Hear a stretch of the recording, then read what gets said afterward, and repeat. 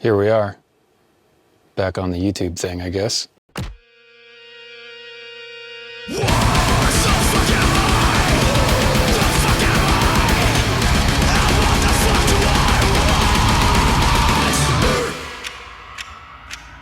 Where am I? That's kind of the topic of this video. Where am I? I haven't been on YouTube very much at all. And I guess that's the point of this video, is to kind of explain that for the probably very few people who really have been wondering that question. But nonetheless, here we are. Here I am, right here. That's what we're going to talk about, I guess. Not geographically where I am, but I guess mentally where I'm at. I've had a bit of a downer of a summer. I'm not going to go into the details or anything because, you know, who cares? But yeah, some things have been going on, I guess personal and not so personal. Everybody knows the world's kind of crazy right now. I've just been going through like this kind of dramatic shift of where I'm coming from and where I'm at. Where am I? I don't know. Where am I? Yeah, so I kind of feel like I lost my why and basically my fundamental reasons for doing basically anything that I do at all. So like when you have, you know, there's no foundation there, it feels a little bit weird trying to find motivation for things, because that's usually where the motivation comes from. I'm at like kind of this weird spot where the world doesn't feel like home anymore, if that makes sense. And that might sound kind of weird and dark or whatever, but I think it's more so me just kind of coming to grips with reality more so than the world changing. Like I think all of this crazy stuff that we're seeing in the world right now, I don't really think it's like the world is suddenly different or whatever. It's just like things are coming to the surface, and it's like, oh, now we can kind of see how ugly things really are, and it just kind of sucks, you know? Viewing things in that light kind of has eroded my motivation for a lot of stuff. And by a lot of stuff, I mean a lot of the things that I normally love. Like I still enjoy doing the things, you know, like on a fundamental level. I love playing guitar. I love doing vocals. I love making metal and all that stuff. But, you know, trying to piece that into like the bigger picture of like who I am or whatever, I don't know. If you're looking for super specific answers in this video, I'm sorry to disappoint you, but I'm still trying to figure stuff out, so there's that. The reason I started this channel in the first place was to try to bring attention to my, I guess, you know, production services or whatever. I still don't really know what to call myself. You know, like some people call me their producer or their mixer or whatever. I feel like I'm just like kind of a extra band member. Like when somebody needs help, you fucking, you know, like on Pulp Fiction, you call in the wolf. Like, you know, they had that dude, they accidentally blew that dude's head off in the car. And then they had to go to Quentin Tarantino's house to get some help. And Marcellus ends up calling in the wolf to help clean up the mess. And that's kind of how I... Wait for the wolf, who should be coming directly. You sending the wolf? You feel better, motherfucker? Shit, Negro. That's all you had to say. Maybe I'm not that, but yeah, I don't know. Producer sounds weird. But anyway, that's kind of what I started my whole channel for. Like the whole reason for having a YouTube channel was to be like, hey, I can do this stuff. And I chose that avenue because it was like the scariest strategy of all of the, like, you know, sales strategies that I was willing to partake in that didn't make me feel like a slimy fucking dirtbag. YouTube felt like the most like honest, I guess, because, you know, at least you're trying to give people something, you know, like whether that's education or whatever. And then in return, it's like, oh, if I ever need help, I might hire that guy or whatever. My problem is I'm like really, really bad at trying to sell myself. And so the channel kind of just became like a side hobby thing where it's like, I'm just going to do stuff that I think is interesting here and there. Where I ended up going with the channel was kind of just this weird, I don't know, nowhereville. And I just started kind of treating it as a little side project thing, which, I mean, to be honest, that's still my intent. This isn't like, I don't want to be a YouTuber. We're going to get into that. I've got notes and stuff. But yeah, I don't want to be a YouTuber, you know, like I started the channel for a specific purpose, kind of got derailed a little bit. And then, I don't know, there's all this advice and stuff. Like I saw a little bit of, I don't want to say success because I'm, you know, it's not like I have like a huge subscriber count or whatever, but I'm like within striking distance, or I've been within striking distance of 1,000 subscribers for a pretty long time, but it's like, I don't really fucking give a fuck about the numbers so much. I don't want to be a YouTuber. Like, and I'm not saying like, hey, don't subscribe or anything like that, but, you know, I'm not trying to turn this into a job because I feel like that's a recipe for, you know, depression or heightened depression, I guess, or something. I don't know. We're going to get into that. I think I'm jumping the gun now. No, that is the next thing. The creator economy. If we kind of circle back to like how I kind of feel about the world or whatever, I'm trying not to get too deep on this because it's just a fucking YouTube video. I'm just a fucking random dude on the internet. Who cares? But I am like very, very, very much, I guess extremely, that might be the word, extremely against certain sales tactics that are just, you know, people would consider normal.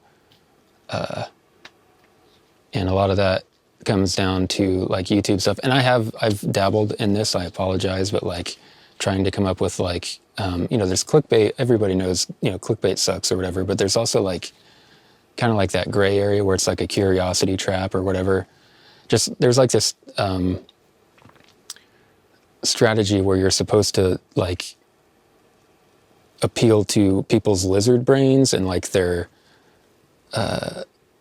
almost like appeal to them on a subconscious level. And I don't know, it just feels like kind of sleazy. Like we're seeing, like right now we're seeing very real results of treating people's, I don't even know how to explain this. People's minds are more malleable than we like to admit. And I don't know, it just feels really sleazy to resort to like any sort of underhanded tactic. Like if there's some sort of ulterior motive, like, hey, here's this thing that I'm doing, but I really want you to do this other thing. That's what I'm actually after. Man, I just have an increasingly difficult time with trying to do any of that stuff. So, you know, there's lots of like, you know, proven tactics for, you know, growing a channel or, you know, seeing success in a business or whatever. But man, it just, you know, and maybe I'm overthinking stuff. Like, you know, I've been told that plenty of times that I'm an overthinker, but there are a lot of just, I'm not willing to do a lot of the things that are, you know, like guaranteed recipes for success. And I don't know, I'm getting way off onto a tangent again. I also don't like bragging. I've never been someone who has wanted any sort of like attention, really, you know what I mean? Like as a person, you know, in all of my days being in bands or whatever, I've never been in like a huge band or anything, but I've always enjoyed being like, you know, just a guitarist or whatever, and even better, like just a rhythm guitarist, because for one, that's what I like to play, is just rhythm guitar, you know, chuggity, chuggity, chuggity. I don't really care too much about lead stuff. But also being, just the rhythm guitarist, I could kind of just be in the band. I could write a bunch of riffs and everything. It's fun. I get to be creative. I'm up there jamming with my buddies on stage and everything, having a good time, but I'm not like, number one in the spotlight or whatever. Having this channel is weird because it's like, it's just me. And I don't know, like I will give my opinions on things on this channel, and I really don't like coming across like I'm some sort of authority figure or like listen to me or else, like who cares? You don't have to fucking listen to me, dude. I'm trying to say like this works for me now, like at this moment in time. Here's what I found out. This is what what I believe or whatever, but I don't want to be like some influencer person, like, listen to me because whatever. Like if you try something that I suggest and it works out, sick. Yeah, I just, this has been kind of like part of my personality for as long as I can remember. Like, I've had plenty of people tell me I should like step out more or whatever and be a little bit more, I don't know what the word would be. I don't want to be, like an arrogant asshole, basically. That's what I'm saying. I would rather, be more like a ninja where you're, you kind of walk softly, but you carry a wallop. If anybody's going to mess with you, you don't advertise it. You walk the walk. You don't talk. I don't know. It's weird. But anyway, that leads me to, like, I just got this book. So, like, I have these kind of ways that I feel about things, or, like, the way that I, like, approach basically everything, like, especially music. And I just got this book at a store. Dao De Jing, I think is how that is pronounced. I'm not 100% sure. But it's weird, like, the parallels between, like, just my... I'm not saying like, oh, I'm some like, oh, all of this is like real or whatever, but it's interesting. But yeah, I feel like I'm in a transitional sort of phase or something. And that's part of why I haven't been posting a whole bunch of YouTube stuff. Like even my workflow has been changing. So I find it weird to be like, this is how I do stuff, because it's like, I record guitars differently now. All kinds of stuff's different. Where I want to focus my efforts moving forward, fuck the algorithm. I don't really give a fuck. I mean, I guess the bad part is, I guess less people are going to find out what I'm doing because I'm not catering to the, proven methods of growing a channel or whatever. But whatever, like, I guess if I make stuff that's good enough, people will find it. I'm not going to try to, hijack people's, like, subconscious brain just to grow my fucking channel. I'm not trying to fucking do this for a living. The money would be fucking sweet. Don't get me wrong. But, some things are, I'm not willing to go there, All right. So where are we going with the channel? I want to avoid gear talk because I think gear is just not really the right way to go. I know it's interesting and fun and everything, but I don't really think gear is, I feel like there's a lot of stuff's left on the table before you even factor gear into the equation. So I don't want to go down the gear road too much unless it's something that I feel is like really, innovative or just interesting, or if it's something that's like a crucial part of my workflow or whatever, I might share it just to be like, hey, this is working out pretty well for me or whatever. But I don't want to get sucked into that gear review trap. I just feel like a lot of channels, they'll use that to like, grow, but then they, that becomes their niche or whatever. And I don't really care that much about gear or plugins. They're fun, but I don't think that's not like, that's not the, spending money isn't the fun part of music for me personally. I mean, yeah, there's like a little bit of a rush or whatever, but I didn't get into music production to become a new type of consumer. You know what I mean? But that's kind of what my email inbox makes me feel like, is that I am just, you know, look at all this stuff. I mean, this is years of accumulated gear and stuff, but I want my channel partly to be dedicated to, like, you know, this is all just stuff to make things more fun or more easy. It's not necessary stuff. Which, like, I actually made a Reaper template that's all free stuff. I'm going to be giving it away for free. I'll put a link to it somewhere. But the whole point of that is, I think we're just really overthinking things a lot of the time, like in terms of just worrying about like these little tiny details that don't really fucking mean anything if we're not writing interesting music. In fact, I made a demo using that template and using this Focusrite Scarlett Solo, which is arguably one of the worst audio interfaces to come out in recent times, from what I've read on the internet. This is an earlier, I think this is a second generation. I can't remember, but the instrument mode didn't have enough headroom to prevent clipping, so I just went with it because that's kind of the point of the template, and kind of where I want to go with my channel is, dude, fuck it, you know what I mean? Like, let's see what happens. Let's, you know, worst case scenario. Shitty interface that everybody's like, don't ever use that, right? Okay, check. Don't ever fucking clip. You know, all right, check. We clipped the fuck out of it. Don't use a regular ass fucking guitar. This is a Schecter Diamond series. That means, you know, like their economy line, or their older one. This is 1999 model, I believe. Schecter Diamond Series A7. That's an Avenger.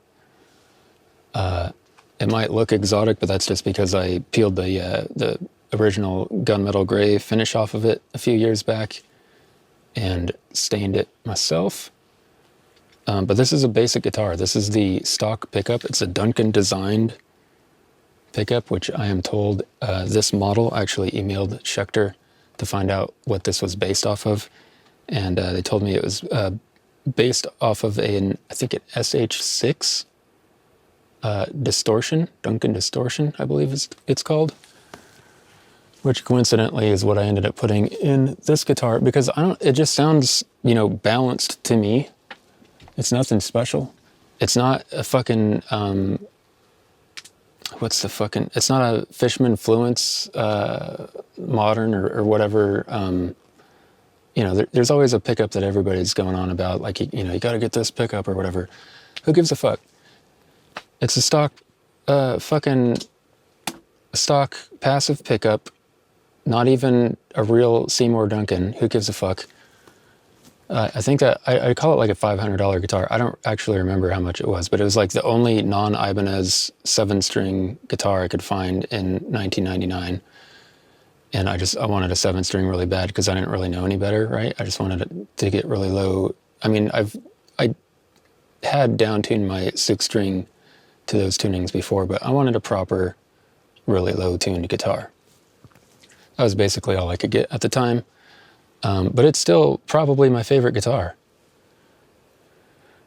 But it was, you know, an economy guitar, so it's not some fancy thing with fancy pickups. It's a basic-ass guitar going into arguably one of the worst audio interfaces that money could buy. My computer is, you know, it's a iMac, whatever the fuck. It's a Mac. The computer doesn't matter for sound quality. It is what it is. I'm using Reaper. It's a free DAW. People want to say you need to use a certain DAW. It doesn't fucking matter. Reaper is awesome. It's as good or better than many other DAWs.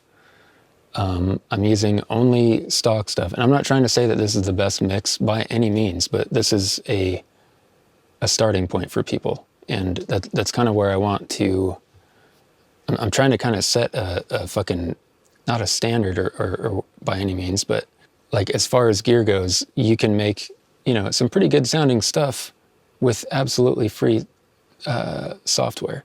You know, if you can afford a decent computer, probably pretty much anything off the shelf these days would probably run this template, or most of it. You might have to disable a couple amp sims here or there, but you need a guitar, an interface, even if it's crappy, and a computer, and then an internet connection so you can download everything, and the cabling to connect it all, and you can at least make stuff like this thing.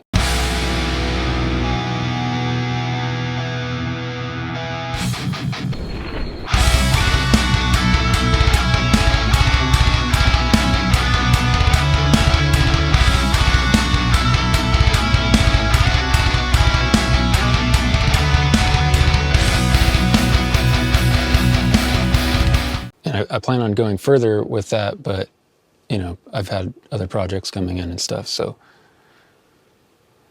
I'll get to it. But right now, it's just what I'm calling the worst case scenario. Like, barely know how to play the song. We, like, just fucking wrote it, didn't practice. Oh yeah, the strings are old as fuck, too. I forgot. Really old strings. You're never supposed to record with old strings. So this is basically, like, worst case scenario. That's the whole point of it. We're going to see what we can do with the worst case scenario. We can't afford any fancy plugins, no fancy pickup, no fancy guitar. We can't afford new strings. It's all the worst case scenario. What can we do? Oh, and then vocally, I use one of these, the pod mic. It's not bad. It's like $100 mic. You can get it at Best Buy. And also, that was also plugged into this. So again, it's not, you know, we're not trying to win any awards, but, you know, we're trying to just establish some sort of like, you know, what can we do with, and I don't mean we as in like, I am establishing that fucking baseline by any means. This is what I could do with it. And then that's the whole point of making it freely available is like, hey, what can you do with this free stuff? You download it. You have to download three free plugins for the guitar, drums, and a tuner. But then, you know, what can you do with this template without using any paid stuff? And it's like, you know, it was a challenge for me, but I really thought it was cool. So I'm sharing it with everybody. Yeah, so I want my channel to focus on creativity rather than like any sort of, you know, like flex or whatever. Because who cares? Like there are people that are way better than me. You know, like I do want to share things that I've created or whatever, but I don't ever want to come across as, you know, look what I can do. You know, it's more like look what you can do and look what I can, if I can do this, I can hopefully show other people how to do this. So that's kind of where I want to somehow get that vibe across. I don't know. That's probably going to take some practice or whatever, but yeah, that's where I'm coming from on that. Some of the stuff that I'm working on, riff anatomy, collaborating over distance, because most of my projects, like that's how they've been like for many, many years. Music theory for non-theory people, because I'm a non-theory person. It has taken me so long to absorb just like kind of the most basic stuff, because like I don't know, my brain is weird, or like memorizing details as a starting point for me is like that's not going to fucking work. I need to like kind of get the overall concept and then I can dive in on the details. But every time I had ever encountered music theory, it was always from like a detail, like learn these things first, look at these details, memorize this fucking bullshit. And that just seemed like a insurmountable task for me. So I was just like, fuck that shit. But then getting to a certain point and then seeing the, oh, I get it now. Then it's like, why the fuck didn't anybody explain it to me like this?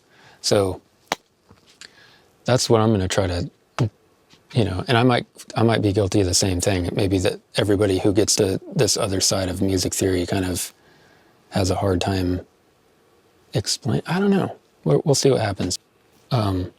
AI, good and bad. I'm mostly, man, yeah. So the AI, it's almost like a, when you first hear about AI stuff, it's like, oh, that's kind of interesting. It's like making these really bad looking pictures or whatever. But then those pictures start looking more and more realistic, and then you can kind of start to, I don't know, just spot AI art. It's like, oh, kind of has like a look to it. Now I'm kind of like, oh crap, now it's getting a little too real, where it's like the implications for making people believe false things. Like, we already have a pretty big problem with that right now. And that part I'm not really into. And I kind of, I feel like that's where my distaste for AI generated art comes from, is more so in the fooling of people. Like, if you want to make AI art and you actually tell people like, hey, this was made by or with AI, fuck it. Yeah, that's fucking totally fine. Like, sometimes I enjoy looking at, AI like visual art. I still prefer human made stuff. And, I don't want to get too deep into this. I made a video about why I don't like AI generated art. And it was a long video. I never put it out because, as I said earlier, I'm kind of in this like moment of transition or whatever. And I feel like my opinion on this is changing. And I guess, fuck it, cut all this. All this needs to get cut out. Movement, shape, and color, and how that pertains to writing metal songs. That's going to sound really confusing to you right now, but hey man, that's why I'm here. I'm going to explain some shit. The obscurity veil, and how that pertains to writing better riffs. That probably also sounds pretty confusing right now, but hey man, that's why I'm here. I'm going to try to explain some stuff. Another thing I want to focus on with my channel is just serving what I call the lone wolf. And that just, that's basically where I came from. I'm mostly self-taught with this stuff, just from years and years of tinkering and finding out what works and what doesn't. I've taken some classes and things here and there, but like I never went to like any sort of school or had a mentor or anything like that. So that's kind of where I feel like I'm coming from a slightly more realistic perspective than a lot of people.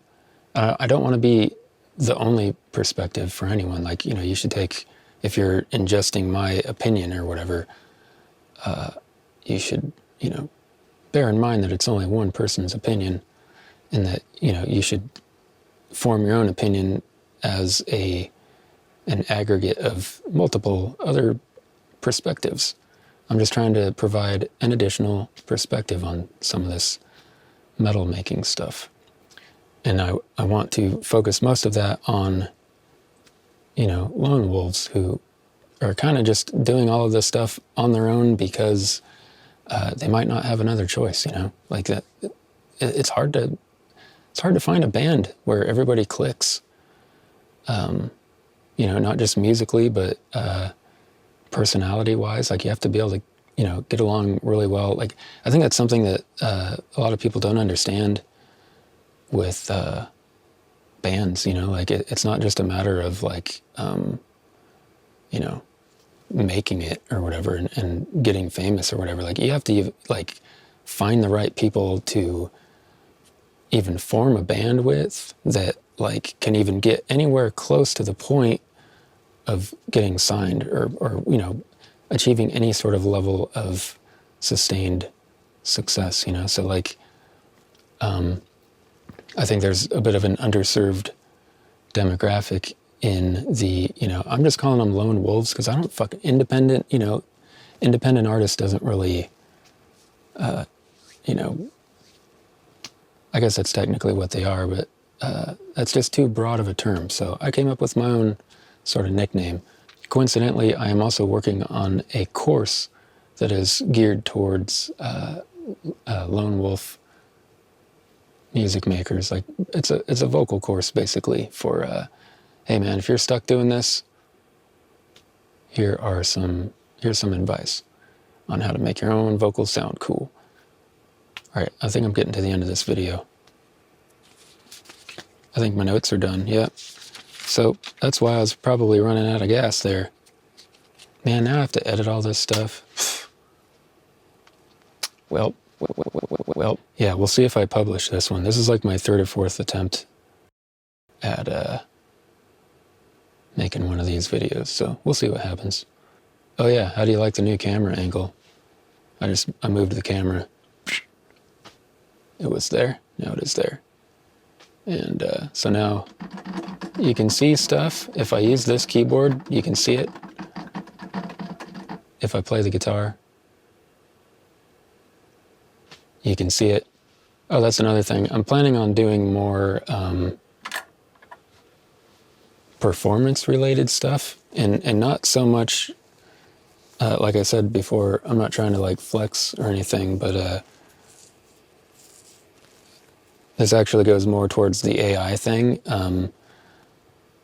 I feel like we are, and this started before AI. This is something I want to specify, but like this kind of like obsession with perfection.